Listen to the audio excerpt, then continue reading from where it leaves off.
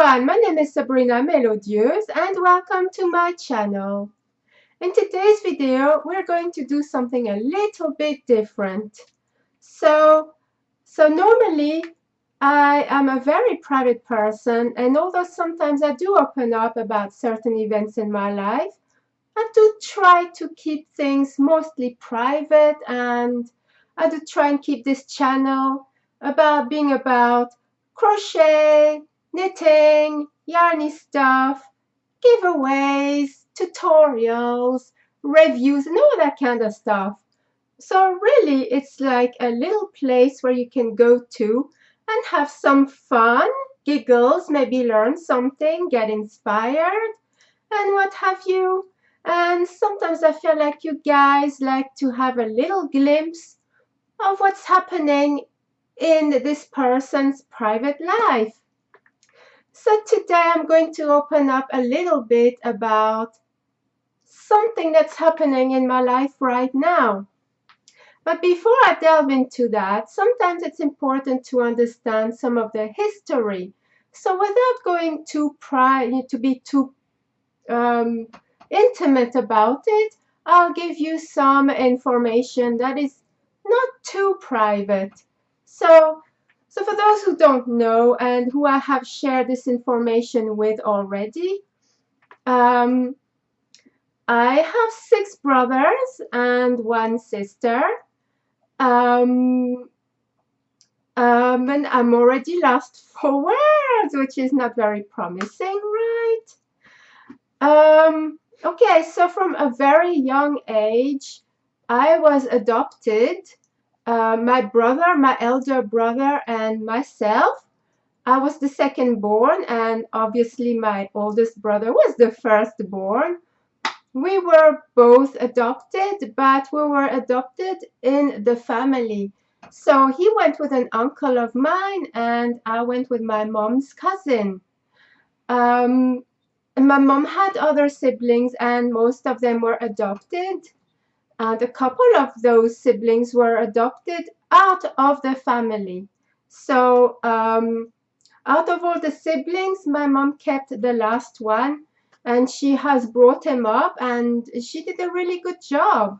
So, but anyway, so growing up with my mom's cousin, she felt very, how can I put that without sounding too harsh? She was very jealous of my real mom. She was always insecure as to would I go back to her and call her mom. So for that reason, she kept me well away from my mom's family. Even my grandparents.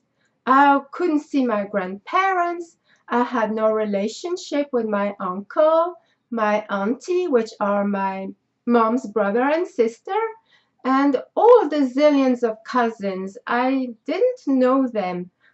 And so that was how it was. She kept me away from everyone. And quite a few years ago now, well, when I say quite, just a few years ago, really, I went back home for a family funeral. And when I was there, I met most of my mom's family, which was a really lovely surprise. I met my uncle again, my auntie, some of my cousins, and my real mom was there. So that was nice. We had a little cuddle. But of course, my adoptive mom was there, and I wasn't really allowed to talk to anyone. So if I did, it was just really for 30 seconds, and that's it.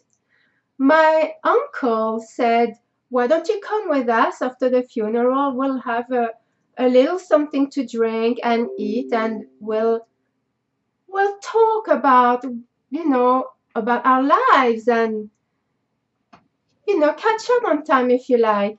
And I was all for that. Yes, I'm very happy to.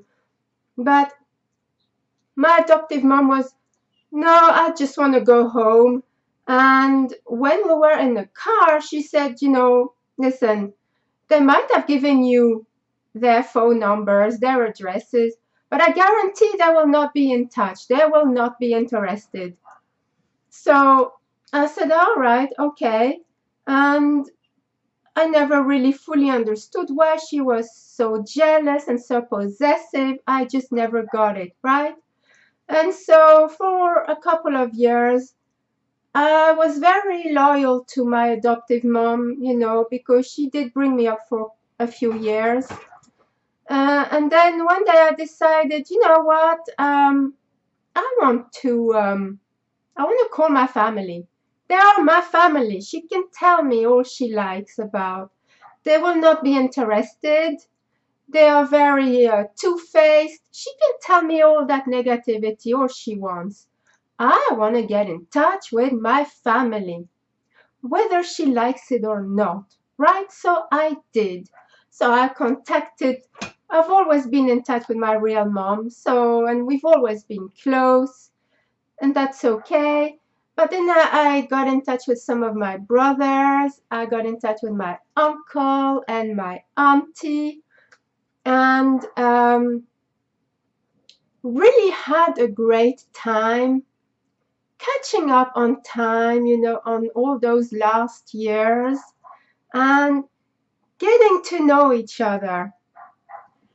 In the midst of getting to know each other with my uncle, which is my mom's brother, he's the youngest of the lot, he breaks the news to me that he has colon cancer and that it is not looking good at all. So I said, okay. And he's been on chemotherapy for a few years. And that basically he will be on chemotherapy for the rest of his life, just to give him a little bit more time. Because the cancer was not getting less, it was getting more. But if they stopped the chemotherapy, then he would have very short life. So they decided that they would carry on with the chemotherapy. And they changed the chemotherapy treatment into a tablet form, which I did not know existed. So I'll pause and I'll be right back. Okay, I am back. There was something on the computer that completely just put me off and lost all my thoughts. But yes, so despite this cancer that was advancing with my uncle, we were doing video calls and we were having a lot of laughter, lots of jokes, and we're talking about our family situations, children and all that kind of stuff, really getting to know one another. And at the same time, as happy as I tried to be for him, I could see his health decline every single time. And last month, I remember I got a phone call and we were talking for about an hour. I was not talking to him for the first time ever. I was talking to my auntie's husband, sorry. I was talking to my auntie's husband and then I thought, why am I not talking to my uncle? That doesn't sound good. So although we were talking, I didn't have such a great feeling about it, Anyway, so then we had another few calls and my uncle got more sick. I could hear him cough, which was not nice to hear. There was less talking, more coughing, and less laughter. And then eventually, when shall I say this was? About 10 days ago. It was like a cat and mouse game. So my uncle would call me and I'd miss his call. So I call him back and he missed my calls. And we did that back and forth quite a few times until eventually we caught each other. This time was not a video call, it was a voice call. And he was coughing a lot and he was not mincing his words at all. This time we were talking and he told me, Sabrina, there's nothing that they can do anymore. My organs are shutting down.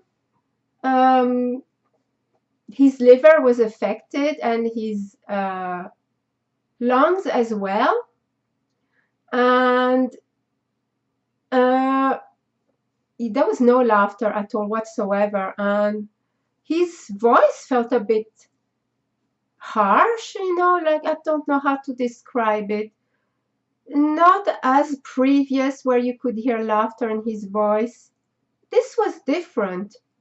He was telling me, this is it, Sabrina. I have just a few days left. And I don't know how else to tell you, but this is it. My days are counted. And he did sound really, really low. His wife was at work at the time. And so he didn't see any point in hiding how he was feeling. And this was a moment that was so close between us and yet so not so nice at the same time. But I appreciated that closeness, that he was telling me how things were. And I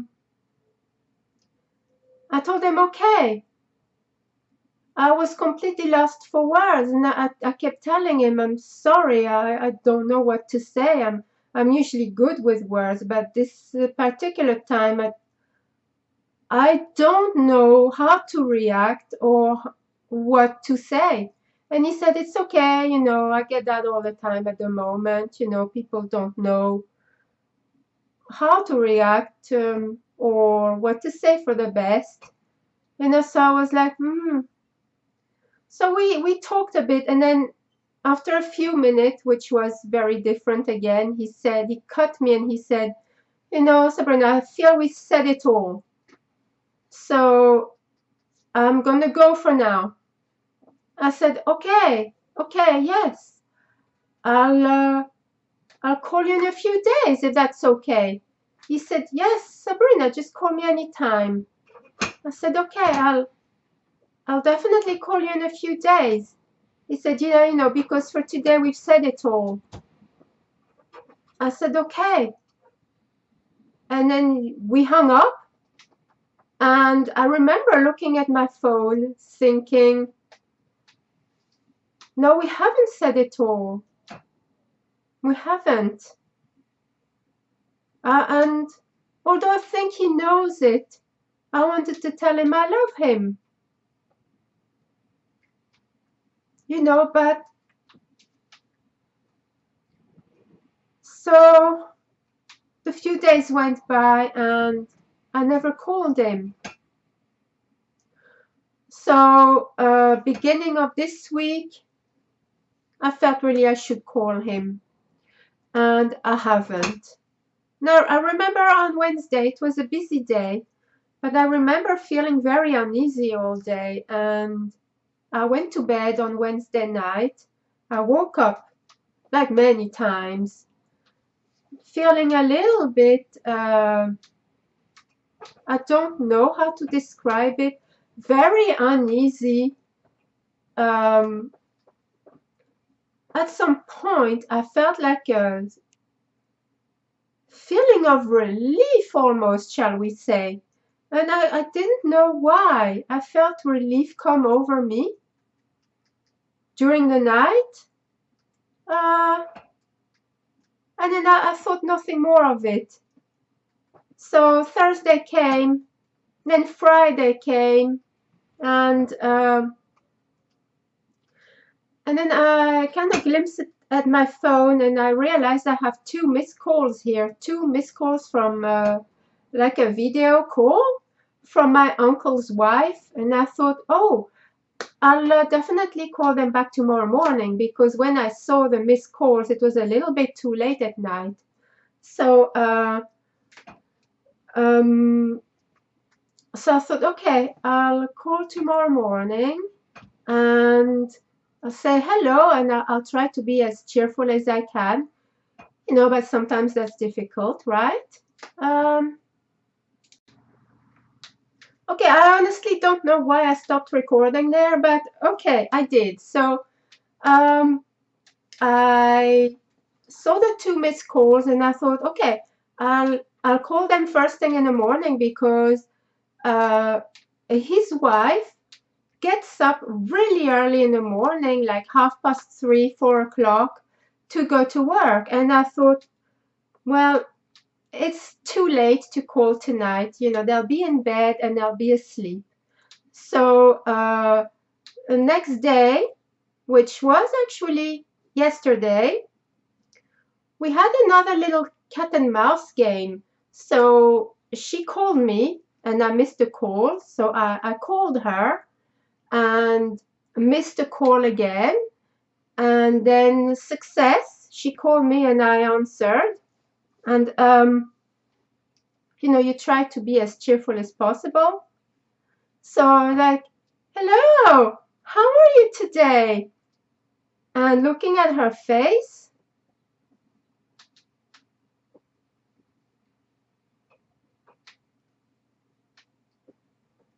I kind of understood what happened. So I said, what's wrong? Because I didn't want to assume, but at the same time, I kind of knew. So she just said it. She said, he's gone.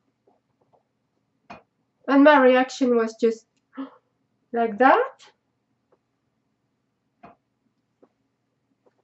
And I said, I'm sorry for your loss. When? And she said, Wednesday night. And I thought in my head, I knew it. I just knew it. I knew it. And I immediately thought, when I told him I would call in a few days, why didn't I? So anyway, we spoke. And then my uncle's sister was there, so my auntie. So we spoke, and we are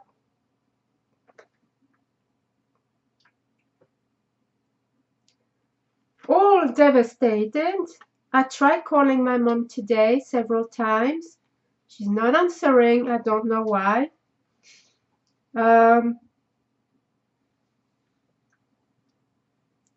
All I can hold on to are the memories of us getting close, having those lovely times, sending each other gifts.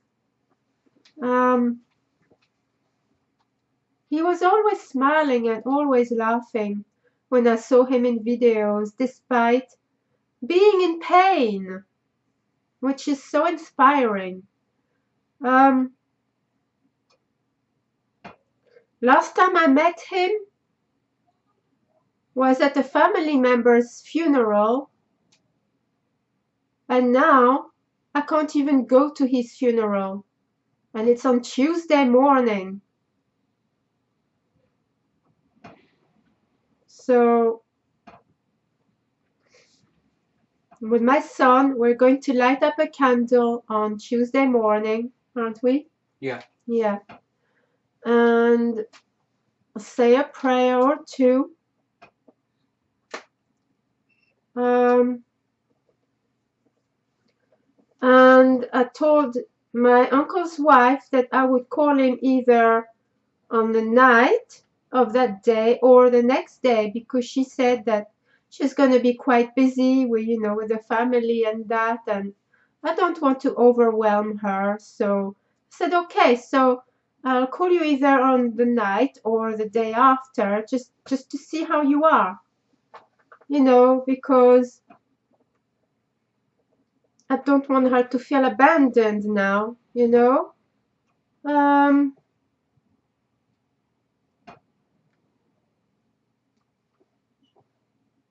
just as we got very close, I lost him. It really hurts. It hurts deeply. But at the same time, I don't regret it. I feel that it was kind of like a mission, if you like. There's always a reason for everything, right? And maybe it is that I got in touch with him again because it just had to happen for him to talk to me again since the last time, which was during my childhood, my early childhood. Maybe he needed that connection again, you know. Um, it was a joy to get to know him. I know I'm repeating myself, but that's because I'm totally lost in my thoughts. I don't know what I've said. I don't know really. But at the moment, if I'm going a little bit quiet on YouTube, hopefully you can understand why. My journey to grief is starting again, and this might take some time. Um, so please forgive me if I'm not as jolly for a little while longer. I mean, I will try. I think on Tuesday or Wednesday, probably Wednesday, I might do a Yarny Chat video and try and be a little bit more myself, but that might not work out as well. I still have in the pipeline to do some tutorials. Um, and also there's the Christmas in July fairies, which is coming soon to pick a winner. That's an exciting time. Um,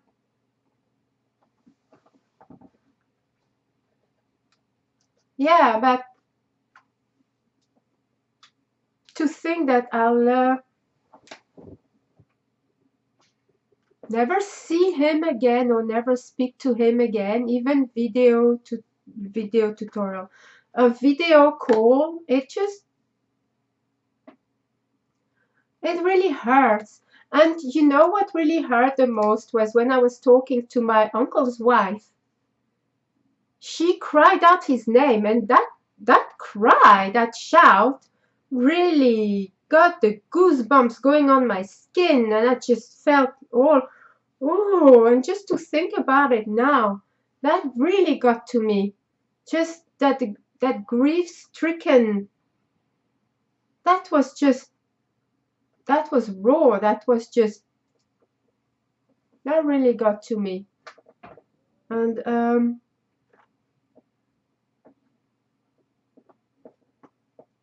yeah, I can't bear the thought to never see him again or hear his voice again.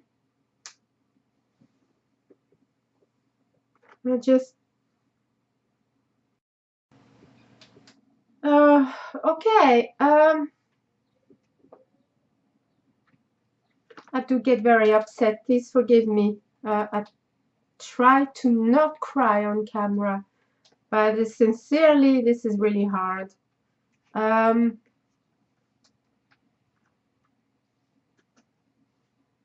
So yes, we will be saying goodbye. Some of us are lucky enough to go to the funeral. I am not. I'm too far away. But I will definitely light a candle on Tuesday morning and say a couple of prayers with my son. And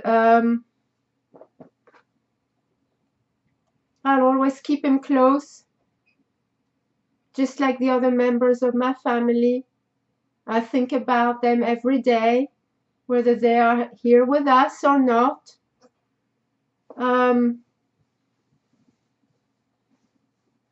So that's it. I think I've said enough for today. Like my uncle said it all, right? There's no point going over things over again. It's all said. So I know this is not a jolly, happy video. Sometimes life isn't. Um, so thank you everyone for watching, and until the next time, happy knitting and crochet.